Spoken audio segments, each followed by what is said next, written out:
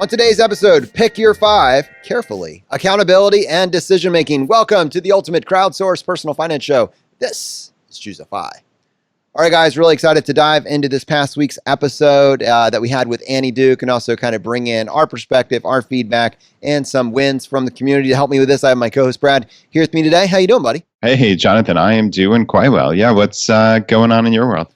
Oh, well, it's, I had something that I wanted to bring into this episode to talk to you about. And it was, at the time I was thinking it was kind of unrelated to this episode, but the longer I've been sitting on it, the longer I realize it's the same conversation. It's maybe just a little bit over here. It's a tertiary conversation, but when you see the threads, you realize we're all working towards the same goal. So if you've been listening to our show for, to our audience, been listening to the show for a period of time, you know that most recently, like in March, kind of in the heart of COVID, I was very unhappy with kind of the weight that I found myself, finding myself probably 20, 25, 30 pounds over my desired target weight. Life, right? Plus COVID. And I decided to take up a health challenge, and I have lost 23, 25 pounds. And more importantly, I have kept it off now for 6 months. And that has turned me into a statistical abnormality, right? Because most people can touch the line, but it's a diet, so they go right back to where they were before. They just touch the line and they say, all right, did it, now done. And it's actually become, in many ways, probably for the first time in my life, I think it's actually become a lifestyle. And that has to do with a little bit of what we were talking about this past week on Monday. It's setting yourself up for more opportunities. And then once you recognize that, you can't control everything. That's the luck factor. But if you can make better decisions, you increase the opportunity for luck to strike. So one, Brad, I just find myself kind of in a very comfortable, confident place going forward and in a position where I see I could maintain this or maybe even be in better shape. Because now I'm maintaining this even kind of in a stressful season of work life where I have a lot coming at me. But because my decisions are better, the outcome is being maintained. Yeah, no, I mean, that's very, very impressive. A statistical abnormality. I like that. I was I was thinking about all the jokes I could make, at your expense there, but no, you could go for it. Just give me one low-hanging one. Just go ahead and drop it right in there. Yeah. If I set you up for it, man, then I deserve it. All the different abnormalities, but no, that's super. Oh, you found a nice home, Jonathan. Yeah. But no, that's super impressive, man. Congrats. And yeah, I mean, so you talked about it being this kind of this new mindset, right? Like this, it's more a way of life now, as opposed to just akin to a diet or some such, right? Short-termism. Mm-hmm. It sounds more like this is part of your life. It's a long-term thinking. So Jonathan, I'm curious if you could just give me a sense specifically of what has changed. And I think if I understand correctly, you're not the only one working on this and getting these kind of results, right? Yeah, you are right. So to my point earlier, that whole statistical joke that we just had and then abandoned, it's actually not, I'm not the exception to the rule anymore. I'm doing a little bit of accountability with 2 individuals, JD Roth, who's known to this community, and also my dad. Now separately, these are 2 separate phone calls, but I just hop on a weekly or a bi-weekly call with them and we just hold each other accountable. And I think as simple as that sounds, just that kind of weekly check-in, that kind of, hey, did you follow through on your goals this week? Not even that the goals are that strict. We have some very basic rules, but just know that it matters. We're going to try to be just 1% more intentional. And we're just going to look at what we're actually doing in our decision-making framework and make sure that we didn't lose our anchor to this path that we've made for ourselves. Both of them are now down 10 plus pounds. In JD's case, I think it's actually over 15, moving on to 20. My dad's now down 10 pounds in about 6 weeks moving forward. And my dad, as I was just talking to him yesterday, saying, I'm not craving anything. Like, this is actually easy. I don't understand why it took me this long to just do something like this. It's so simple. It's just working. And Brad, the only thing I wanted to add on to this is that it's not that we're doing more. It's not that we're going to sign up for the Ironman or that suddenly we're running 8 miles a day or that we're just living our life, but we're doing it with a little bit more intention and we're watching for those triggers, those poor decisions that we took for granted because we were drifting. We're looking for those triggers and we're giving into them less often, or rather we're not being tempted as much on those things that really derail us from the goals that we want to have. And if you can identify what those triggers are, come up with solutions to not be tempted or not, do whatever it was, whatever habit was really decimating your progress for extended periods of time, like 2 months, 3 months. Now, at some point you just stop being tempted entirely and you have to keep a little bit less, watch on it because it's just not as hard as it was for those first 3 or 4 weeks. And then if you can maintain that for a period of months or 2 months, you fundamentally become a different person. Right. No, that's incredible. Yeah, I mean, it really is all about mindset, and that's the intersection here with Annie Duke. But I mean, before we move on to that, it's kind of what you're describing is similar to that discipline equals freedom, right? That Jocko Willink has talked about. We've used that quote so many times here. Like, you're creating this framework of a life that just works by making these decisions, and then it all just becomes easier, right? Like it compounds truly to the point where you don't need to think about it. You don't need to exert willpower, right? Because think about how stressful that would be and how unsustainable that would be if you needed to exert willpower for 10, 20, 30 health decisions every single day, right? You're just kind of stacking these little things, and you're doing it through community, which, that's another major thing we've talked about here at ChooseFI for the last 4 years, right?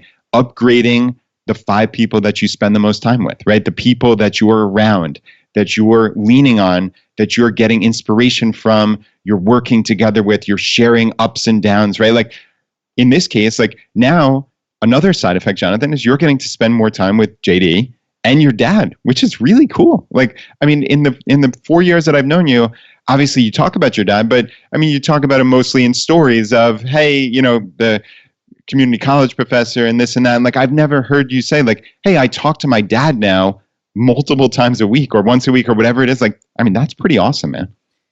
Yeah, it actually has been pretty cool. I think it's something that we're both looking forward to. It's shocking to me how quickly once a week comes. Like, it's already another week. And so each week we start this call, which is kind of, we start with just kind of like a baseline weight is kind of, how did your week go? What's the baseline weight? And just noticing, wow, you lost another pound this week. So, you're six weeks in, 10 pounds down. And you realize there's no end game to this. Like, if this is actually working and one phone call a week that lasts 30 minutes to an hour where you're just catching up and doing this quick check-in is resulting in an individual who over the last, 20, 30 years has never been able to sustain weight loss, make the weight loss and then sustain it, is suddenly now, because of this one phone call, is now able to quickly move towards the best shape of their life, their adulthood, and certainly their senior years. Like, holy crap. Wow. That's amazing. Just that tiny accountability. Not that we're doing any secrets here. Basically, our rule book comes down to, when you observe what you ate this week, did you feel like you were in control? Did you have any benders where you just went off the rails and were really, they just felt bloated and over the top? Did you stop eating after 6 p.m.? Are you staying hydrated and drinking plenty of water? Like that, these are some very simple things. Are you eliminating or limiting the amount of processed sugar that you're getting in your diet? And depending how aggressive and how motivated you are, because this is a virtuous loop, right? You get some results and you see the results, you take the energy and you dial up the intensity a little bit more. But I mean, I was like, in a perfect world, it's not that we get you to a finish line and then we're just not talking anymore. Like, imagine if we were doing this for 1 year, you're going to be down below 200 pounds, maybe for the first time in your adult. If we're doing this for 1 year and you're legitimately showing up and you're just sharing your numbers and what we're doing and we're identifying, well, I got stuck on this. What do you think I should do this week? And then we workshopping that trigger, that sticking point. Well, let's come up with a solution for how you could get around that.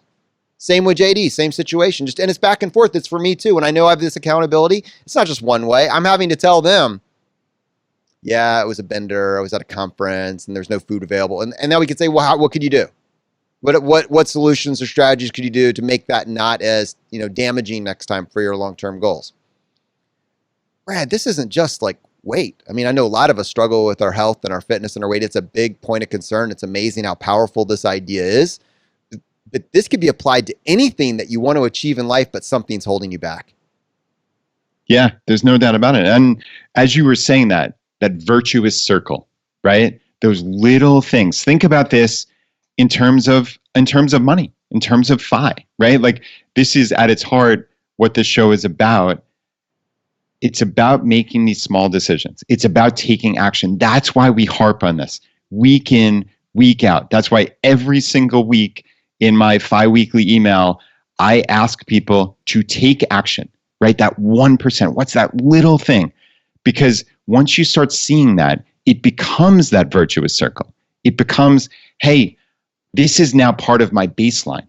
Just like all of these things, that discipline equals freedom. This framework is there. This is part of my baseline. And now I've realized, especially when it comes to money, right? Like, hey, I've changed my cell phone from $100 a month to $20 a month with Mint Mobile or Republic Wireless, and nothing bad happened. Like I'm just saving money. This is a straight win. And then you start looking for more of those wins, right? You call up your insurance company and you get a quote for auto and home insurance. You make these tiny little things. You go to the grocery store and you cut out 10 or 20% of the fluff. And all of a sudden, you've just created how much money in space just from those couple little things? That's a couple $100s a month, right? And then nothing bad has happened to you, only good. You have a couple extra $100s a month. And then you look for more. It's that circle, right? You keep looking and you keep realizing, wow, this is fun. This is a game and I'm winning at it, right? Like you're winning at health. We're talking about winning at finances. We're talking about winning at mindset, right? Annie Duke said the quality of your decisions. That's what you need to upgrade.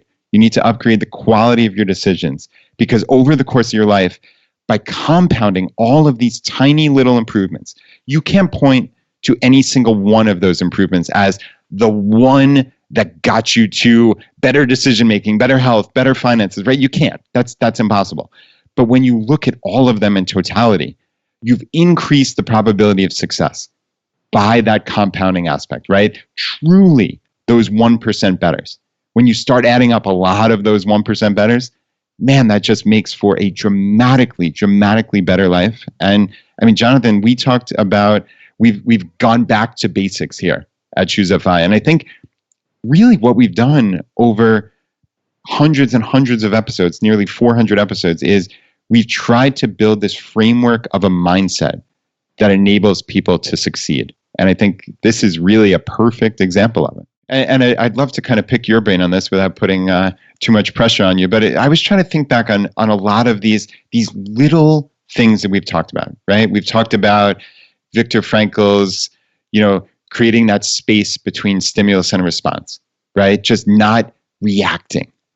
Think about, especially now, think about how much frustration and anger just you see in regular life. I'm not even talking politics. I'm just talking regular life. Like people are frustrated. I hear them, the Jersey Gregoric quote that we talked about, the 3 killers of happiness: sarcasm, complaining, and blaming. What percent of conversations do you hear include those 3 things: sarcasm, complaining, and blaming, right? I listen kind of anecdotally, and it's like 70 to 80% of conversations I hear, people are they're frustrated, right? They're frustrated, but it comes back to what can you control? That changing the locus of control to it being an internal thing, to it being about me, as opposed to this elusive they, right? Like how many people say, oh, this unforeseen force impacted me. And listen, there is some of that. Obviously, this is not pie in the sky here. But I think we at ChooseFI have looked at this and said, we can impact our future. We have a say in how we control our lives, right? Like this changes that entire mindset. And again, like there's that space between the stimulus and response. Like there are times where I'm going to do one of those killers of happiness, complaining or blaming, right? Like those, sarcasm is probably not too far off either. But I have that little bit of space now. And that's not to say that I don't do it. Obviously I do it a decent bit, but just think, right? Like that's what we're trying to do here. We're trying to create that little bit of space. We're trying to upgrade our mindset. We're trying to upgrade our decisions little by little over then decades, and just seeing the compounding power of that unfolding.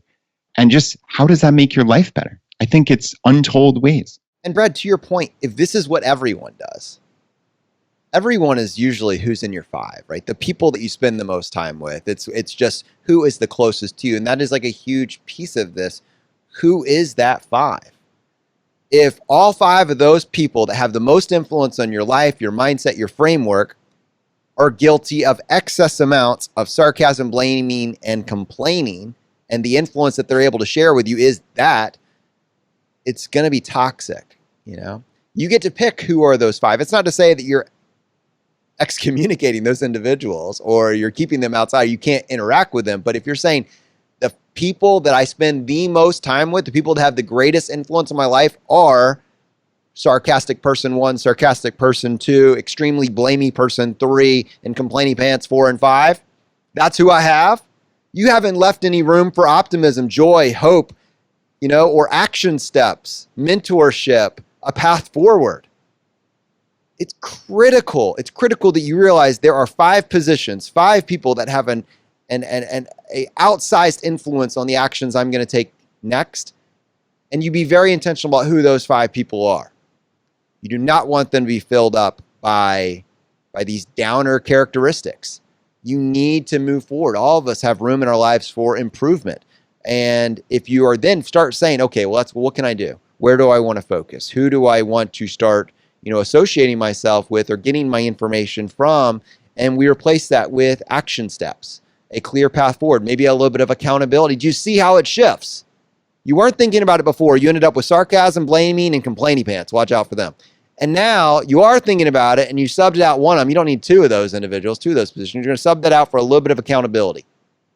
Why are they being accountable? Because they want to make sure that you're complaining just as much as they are? No. It's because they're holding you accountable to something that you've said is important. Or they're providing you with a path forward. Brad, this is not limited to just us here talking about finance or health and fitness in this case. Annie Duke in her book was very much saying that when she decided that getting better at poker was an important goal for her, she picked a new 5.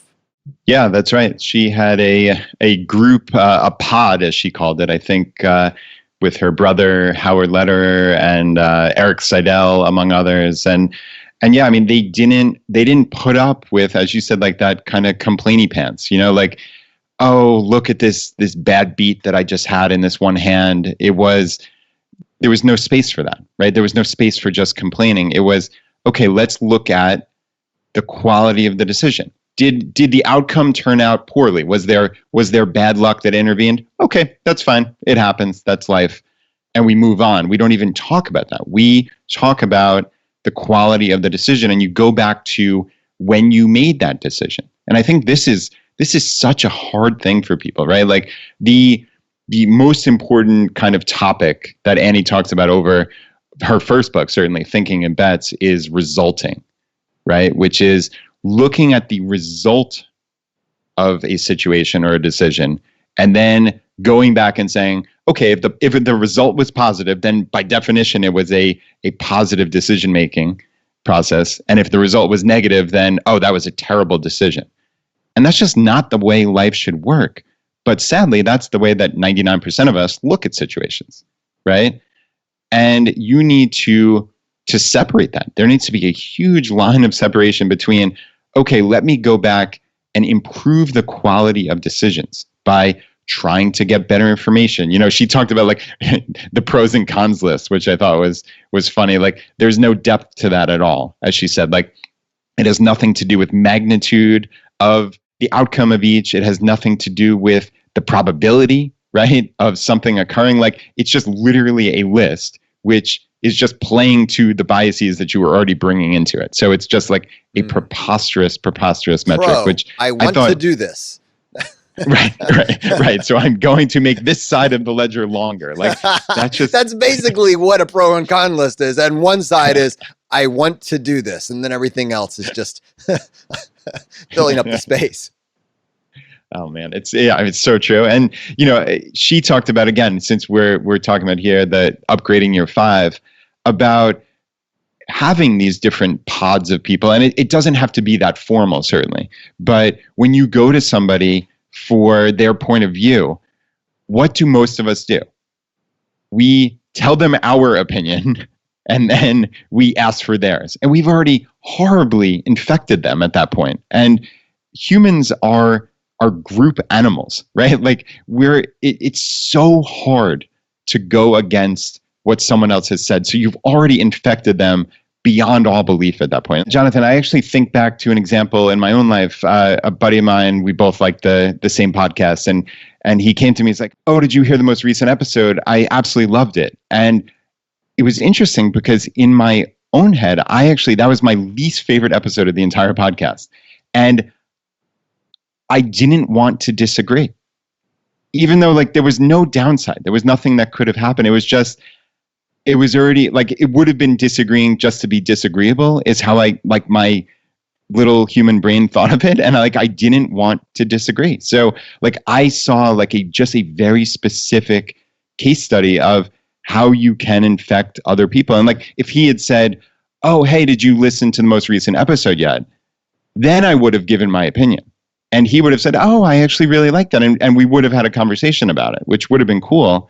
But it didn't start that way. So, that is but the most ridiculous, example of this. But it's true, right? And that's something that happened to me specifically. So like that, when we're talking about upgrading our 5, like you don't want to prejudice people with your own opinions first. Right. I mean, there's a real case here as you're building your network of people that want to help you and you believe they have a body of knowledge that could help you. That's one of the reasons you pick them for one of these spots in the 5. You go to them with a question. The actual question you ask is critical if you want to draw from their actual knowledge, as opposed to what most of us do, which is, can you please confirm that my idea is right? That's what most of us do. Less useful if we're already acknowledging that we don't have all the answers and we want new information from somebody that hasn't yet seen our prejudice or our bias or our inclination. It's not to say you have to go with the information they give you, but you're not going to get the same information if you lead with, hey, I'm thinking that this would actually be the best path forward for me. What do you think? Should I do this? Yeah. It's what all of us do. I do it, right? We all do that. We absolutely all do that. And yeah, as Annie said in her book, How to Decide, she said, you want them, quote, as closely as possible into the same state of knowledge that you were in at the time you made your decision, right? Because so many of us go and say, oh, look at how this turned out. And you just want to complain, right? Like, oh, woe is me. It turned out poorly, right? And you're just looking to commiserate at that point, right? You're not looking to actually make a better decision. But what if you were looking to make a better decision? You would set this up and sure, you know how this turned out in this one specific case, but you put that to the side. It's not even relevant. You go back and say, what did I know at the time? What was I thinking through? What were the factors that were important to me? What did I think were the possibilities, the broad range of possibilities? Maybe the outcome wasn't even in that broad range of possibilities, which means you need to think more broadly, right? Like there's so many different ways to approach this. And then you have somebody else there thinking through and you can say, how would you have approached this? What decision would you have made? What probability do you think you would have assigned to that likelihood? And again, we talk about likelihood and magnitude. If this is a small chance of something small importance happening ultimately, it is what it is ultimately. But if there's a decent chance of something life-changing happening, good or bad, that's something you need to consider, right? Like you need to put some depth again to that pro and con list, which again, having somebody else there to talk through, like, I think that would be pretty cool to do that, Jonathan. I mean, I would love to do something like that. Let's finish this segment up just with a challenge to you as the audience listening to this. I want you this week just to get a sheet of paper out, a little notepad, and I want you to write down, who is that 5 for me currently? My worldview, my mindset, my actions, my bias, like the things that I'm working on. Who has the most influence on that currently? Who am I spending the most time with that is in one of those positions of influence? 2, what are the characteristics that are making them a good fit for one of those positions, right? So hopefully they do not fall excessively into the sarcasm, the blaming, or the complaining. If they do, or even if they don't, like what is your ideal characteristics for these individuals that would be influencing your decision? So that's your first challenge, is to kind of go through this exercise. Who's in my 5? And then who would I like to be in my, like, what are the characteristics I'd like for the people to have that are in my 5? And then where can I find those individuals? That's exercise 1. Giving you guys a ton of homework this week. I know. It's good for you. It's not busy work. It's a great exercise. It's all about action. That's right. And then the next thing, and this is super quick. This is a quick win. I want you to ask a couple questions this week where you actually want the truth. You don't want confirmation bias. You're not going to tell someone what you're leaning towards or what you're thinking. You're going to just ask for someone's legitimate opinion without prejudicing them first. Let me give you an example. I see a lot of people coming to our ChooseFI Facebook group, which you can access at ChooseFI.com/Facebook. I think it's starting to approach 100,000 people in this group. It's a really big, really active group now. And there's a lot of people that come in for the first time and say, I'm really thinking about buying, I want to buy this brand new Tesla. We'll just keep it on Tesla right now. And I'm just wondering, do you think this is a good FI choice? You think it's this is how FI is this? Something like that, right? And that is not the question to ask. If I want to make a great car purchase, we need a great reliable ride. I'm thinking about buying a Tesla. Do you think this is a good FI choice? The version of this that would be a truth seeker question is, if you're actually wondering, I want to get a car that doesn't slow down my path to financial independence, let's start with that.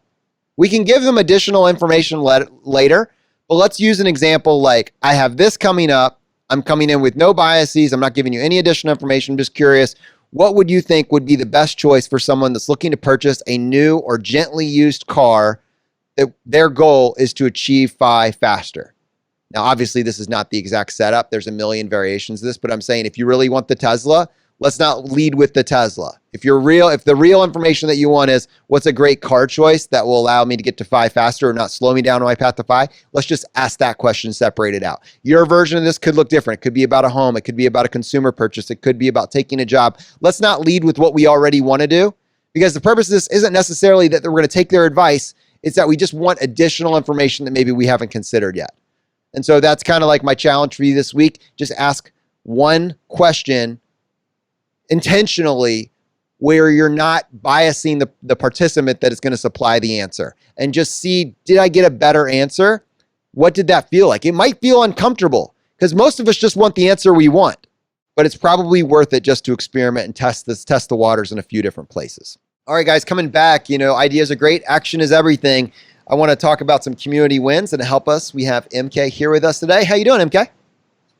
Hey guys, I'm doing great. Thanks for having me here. We have a really great set of wins that Jody posted. Now, she posted this a couple months ago in our Facebook group, but this was so inspirational. I was like, you know what? This is a whole year worth of wins, so we have several months where we can at least give you a great shout out, Jody. So Jody wrote an inspirational tale of a broke chick who found ChooseFI. In 2016, I had a ton of debt, no money, no savings, a dead-end job, and I was single. July 11, 2016, I doubled my salary to $65K. In February of 2018, I joined ChooseFI. I checked Brad Barrett's weekly Friday check-in, making my comment and taking notes on what others did. In early December 2018, I sold my live-in flip for a $92,000 profit. On December 11, 2018, I posted that I paid off $90,531.18 in student loan debt. On March 23, 2019, I posted that I was entirely debt-free. I had paid off my car. In late June 2019, I went on a first date. On July 4th, 2019, I flew to Europe for $62 round trip thanks to travel rewards. I got married on October 20th, 2019. My financial situation and trajectory changed significantly. My husband and I then formed 2 LLC businesses, and I quit my job. Today, I'm posting that I have hit the $100,000 investment milestone in my pre-marriage accounts. Whoever needs to hear it, you're here and the resources are incredible. Don't stop working, trying, and saving. It took 4 years for me to change my life exponentially. You can change so much in that time. And I thought this was such a great message from Jody. So first of all, congratulations on all the amazing things you've been doing. But I think it goes to show none of this is overnight. None of this is, well, I woke up today and decided I was going to do this, and then tomorrow everything falls into my lap. She worked hard and she really changed things. And way to go, Jody. This is just awesome. That is unbelievable. This is not BSing. I quite literally have goosebumps all over my arms. There's something about this, as she said, inspirational tale of a broke chick, right? Like that. It's amazing. Like, think about 4 years. Well, first off, Jody, unbelievable. Huge congratulations to you. This is just amazing. But think about how quickly 4 years can blink by, right? For most of us, think how quickly a decade can blink by. We're just kind of doing the same thing over and over again. And Jody, in 4 years, changed her entire life, right? By taking action. I mean, look at the magnitude of what she's done here it's earth-shattering. And it just started with these little things, right? But these little things then turn into big things. She listed the 5 or 7 massive, massive things that happen here. But I'm sure there were 50 to 70 or 200 tiny little things that she changed to make her life better. And I mean, we cannot say it enough. It comes down to action. It comes down to, you can listen to all the podcasts you want. And I mean, there's enough information here to change your life, but nothing is going to change if you sit on the couch. It's just simply not. You've got to get up and you've got to take it, and you have to take that action for yourself. And man, Jody did it in spades. So Jonathan, isn't that just the most remarkable thing? Our chills are happening over here as well. I mean, it's just, wow. It's so easy just to gloss by and see this final product. Yay, I hit 100,000 and miss. That didn't happen by accident for anybody. It's just small steps, big steps, combined, moving forward, failing, moving forward, changing your locus of control and changing your zone of awareness, increasing your zone of awareness, and picking your tribe with intention. There's a community of 100,000 people that are doing this, and they're seeing Jody's post, and you better believe that is a shot of adrenaline to their own goals. It's that accountability we talked at the beginning. When you know there's 100,000, 200,000, 500,000, millions of people on this path, and you have a way of saying, I could do that. I see bits of myself in this story. Maybe I'm a couple years behind. I see bits, but I could do that. And imagine how much better my life would be if I did, except that you don't have to imagine, because you can already see it. You can actually see someone that actually was in the exact same situation you're in, took the action, got here, and you're like, yeah, that's replicable. I can do that. And continuing our messages from the community here, I got this amazing one from Evan. And Evan replied to my weekly, FI weekly email, which you can get on our email list at ChooseFI.com/start. And Evan said, I broke my finger pretty bad this week, but I had a great conversation with my wife. What matters now is not the cost of the surgery, but that we get it fixed and have good use of it for the rest of our wonderful lives. I'm grateful to have had great nurses and doctors and a job with quality insurance. This is the perspective I'm striving for as I shoot for FI, not with a reckless urgency, but a thoughtful understanding of the use of money and how it can improve my life. So that last line, I want to repeat it because it's so important. This is the perspective I'm striving for as I shoot for FI, not with a reckless urgency, but a thoughtful understanding of the use of money and how it can improve my life.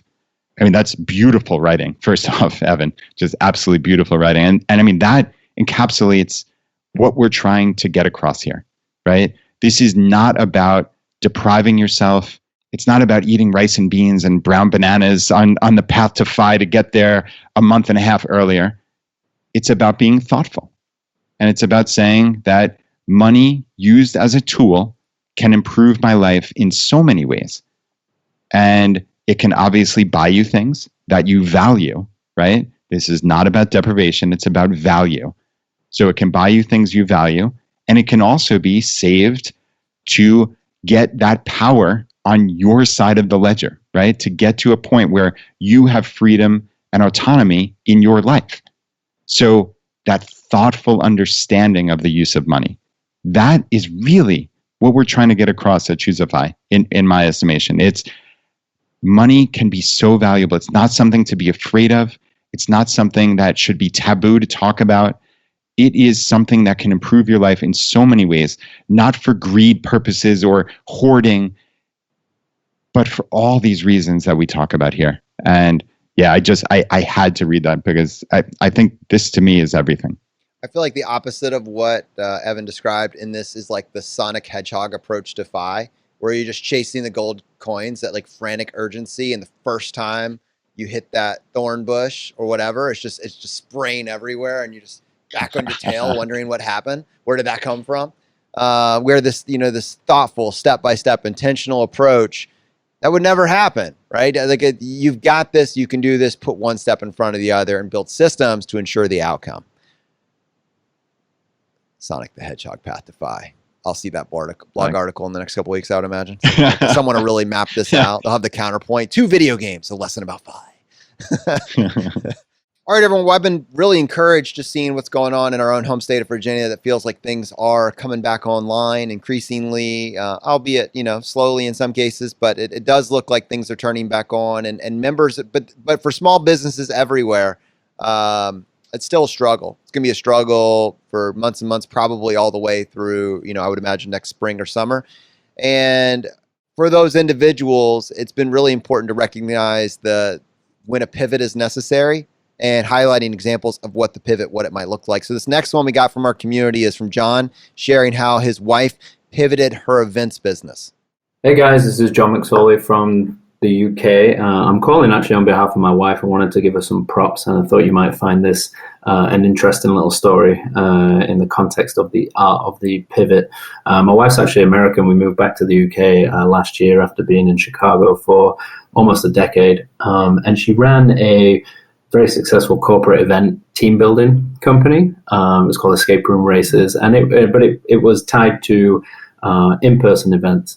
So large corporations getting their groups together, and obviously the pandemic that has hit us this year has absolutely killed that. But amazingly, her and her business partner have totally pivoted to virtual format.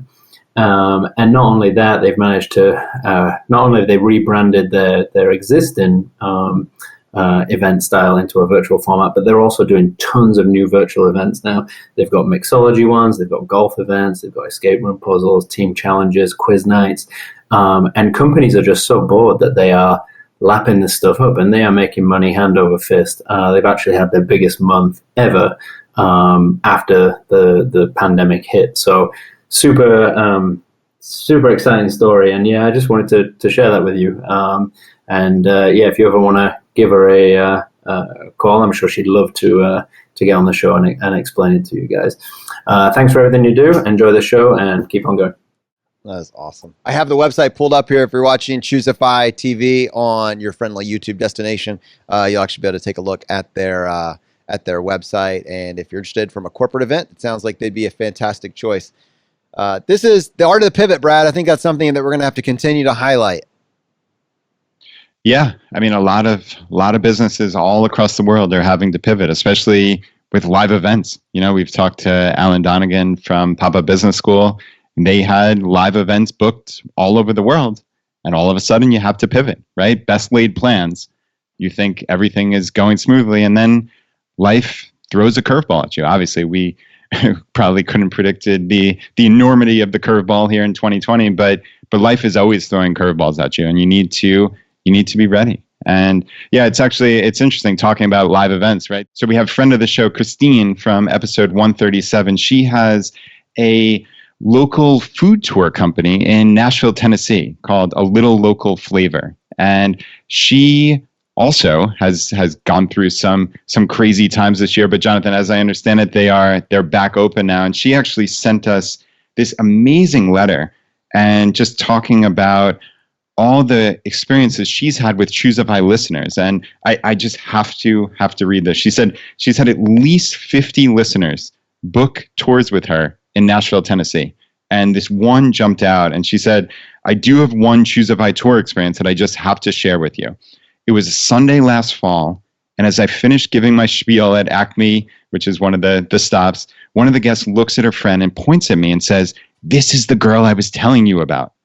She had heard my interview on your show, so when she and her girlfriends planned a trip to the US, she insisted that they come to Nashville and take my tour. Here's the neatest thing. The 5 of them live all over the world.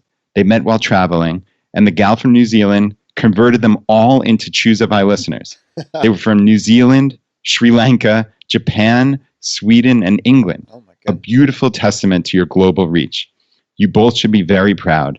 It has been lovely getting to meet other ChooseFI listeners. I hope that post-COVID, you get the opportunity to meet more listeners and fans. Cheers. And that is just so cool, right? Like to think that people are going out of their way to go to Nashville to go on Christine's tour, that people are meeting all across the world in all these countries and sharing ChooseFI, but more broadly, the message of financial independence, the message of how your life can change when you make these changes in your life and you take action, right? Like, I mean, Jonathan, this is amazing. in full fairness, when I go to Tennessee, I'm normally going to Chattanooga because I have family there. But I'm planning on going to Nashville, Tennessee to go book a tour with Christine's tour company, which, by the way, for people listening, is a Little Local Flavor, which you can find at littlelocalflavor.com. And she just does an incredible job there. So I think Brad, she was talking to me offline privately about just that. She has probably one of the most highly rated tour companies in the country now. And she started within the last 24 months pre-COVID, last 2 to 3 years. And she attributes the reason that it's blown up the way it has to her relentless focus on just the customer experience. I mean, and telling stories, which we talk about how the world goes on stories, like that is it. And so her team comes in with that joy, that passion, and she makes sure that it's just that world-class experience for everyone that signs up for a tour. So it is pretty cool to see like the overlap. When we started, Brad, just to show our own ignorance here, we'll throw us under the bus when we started. We were not talking about entrepreneurship the way that we should have been when we started with episode 1 or 2. It wasn't something that we talked about on the show. We didn't even get called on it, and I don't know why, until episode 21 when we did our Pillars of FI episode, and it took about a week or two, and Alan Donegan was the one that actually called us on it and said, guys, you just blatantly missed this one. It was to the degree we realized it was so bad that we just went and we reworked everything. Because yep. And the framework has been better going forward. You polished that off. You added in some additional thoughts from Todd Tressiter, who kind of gave us a little bit more of this language to think about in terms of, you can build wealth through paper assets, which is what he called it, or the stock market, which is the rest of the universe calls it. You can do it through. I'm just kidding. You can do it through building a business or through real estate, and that's it. It's those 3 options. But inside of each of those 3 options, there's an infinite number, or through your job. So your job, earn a great income. But then if you want to invest, you could invest in building your own business. You can invest in the stock market. You invest in real estate, right? So we have this like Venn diagram. Inside of each of those, when we're talking about earn more, we have an infinite number of ways to tackle the game. We can focus on salary negotiation, pivoting out of our job into a higher paying job, retraining to make more. You can learn all the tactics that Alan Donegan is sharing on Rebel Entrepreneur to become that rogue, that rebel entrepreneur, right? You can learn about real estate investing. We feature Paula Pan and Chad Carson, giving us all the tactics of really diving into that. Scott Trench sharing with us how to look at house hacking, and Craig Curelop talking about house hacking, crushing it with real estate. And the game gets more fun when you realize there's just so many different ways to tackle it, and you don't have to do everything. But if you're not happy with where you're at, you're probably going to need to do something. It's important to do something, no matter how small. And I think, Brad, a lot of times it starts with just recognizing that other people are saying, yes, I'm willing. And when you do your 5 weekly challenge every single week, hundreds of replies of people sharing, yep, I'm committed. I have it on my calendar each week. I reply to Brad's email because I don't know exactly where I'm going to be 4 years ago. I can't control the luck part of this, but I'm going to make sure that I take care of the decision making and creating more opportunities. Yeah, and talking about the FI Weekly newsletter, we actually have been, over the past few weeks, announcing winners for several books based on people who respond to the FI Weekly newsletter that Brad puts out. When you share your win with him, there's a chance that we are going to read your win on air, and you are going to get one of our books when we do so. So we definitely want to be celebrating your wins, and what better way to celebrate it than additional knowledge that can help you get even more wins. So today we have our first win is from Ahmed, and he says, I'm a recent college grad and was due to move to a high cost of living city in January for work. We recently got word we're starting remotely, so instead of spending money on rent, I'm just going to stay home with my parents in our current low cost of living city until the office reopens. All the money I'll save on rent and other expenses will go straight to investments. That is such a huge win. That is like an amplified, gonna help you out tenfold win. That's amazing. Yeah, that is so cool. And I think when I read this, I thought back to my own life when I first graduated college, and my parents let me live with them for 2+ years, and I saved probably 80 to 90% of my income, and that changed the entire trajectory of my life. So this is a massive, massive win. So congrats, Ahmed. Really, really cool stuff. I mean, to be 22 years old and have this FI information and have this start where you're not looking to then frivolously spend the money, but it's going straight to investments. I mean, that is just going to set you up for just an amazing life. And then our second win this week's comes from Tommy Dogs. And now I've actually seen him very active in our Facebook groups. So Tommy is always commenting and responding back to people, which is amazing. He helps other people, but he had a big win as well. So Tommy wrote, just received an email from my state's 529 program with the following. Thank you for applying for the Maryland Save for College State Contribution Program. We are happy to inform you that you are on your way to receiving a Maryland State contribution of $500 into your accounts. I'm not sure if this program is available in other states, but here are the details for Maryland residents. It's worth looking into, and he provided us with a link, which we'll put in the show notes. Tommy also writes, it's also worth noting my Maryland taxable income would have been too high to qualify for the $500 contribution from the state, if not for saving so much in my pre-tax accounts. Yet another financial benefit of intelligent savings. Well done. It really is amazing so how great. when you take advantage of pre-tax buckets, so you're saving for your future. By doing so, you become eligible for additional incentives. That's just the way the tax code is written. That's amazing. Like, if we're being rewarded for saving more, that's the opposite of a perverse incentive, right? Let's all save more. Let's all have the problem of oversaving. That's incredible. Yeah, and to your point, it's not perverse incentives. We're not gaming the system. They are setting up incentives for people to save. And we in the FI community are saving dramatically. And yeah, the side benefit is then you get additional benefits. So yeah, this is just a cool little one, $500 free into his son's 529. I mean, that's a huge win, but it's because he had this intelligent savings plan. So, I mean, we have talked over all our episodes of a lot of these add-on benefits. And Jonathan, maybe in the next couple of months, we'll do that back to basics on some of these add-on benefits that we've talked about in the past. But there are a significant number of them. And it just comes back to, do you have this financial savings plan? Are you doing the right thing? And you're being incentivized for it. So yeah, win, win, win all around. It's so funny. Tommy Dogs, that name stood out to me as well. And he posted in the group really just yesterday, I think, actually this comment. So it's funny that these are tied together. He says, me, the first 35 years of my life, if I put 10% towards my 401k, he would say, I'm crushing it. Thanks, Dad. Now me, after listening to every ChooseFI episode, if I'm not maxing out my 401k, IRA, HSA, Run DMC, and every other tax advantage account, what am I thinking? Seriously, though, I'm hoping to switch to a high deductible health plan this open season so I can access the HSA finally. I won't be able to max it out immediately, but in due time, I'll get there.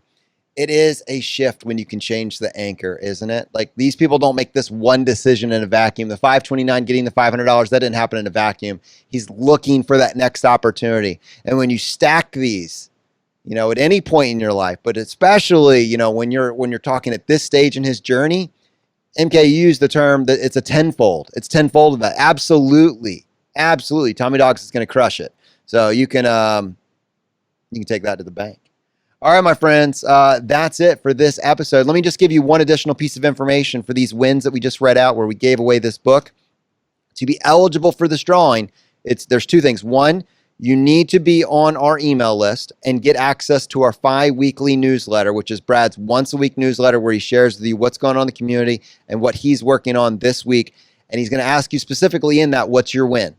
What is your win? You need to reply back to that when you get it each week to be eligible for this giveaway, this book giveaway from ChooseFI Publishing. We give away a book of your choice from our publishing arm. And we have our book, ChooseFI, for yourself, for a family member, for a friend. Give it away as a gift. Share it with somebody. Or we actually have several other books depending on what stage of the journey that you are in. We have one on pensions, one for raising money-savvy kids, and one for entrepreneurship at any level. And so just if that is interesting to you, make sure you're on our list. To do that, just go to ChooseFI.com/start. The fire is spreading, my friends. We'll see you next time as we continue to go down the road less traveled.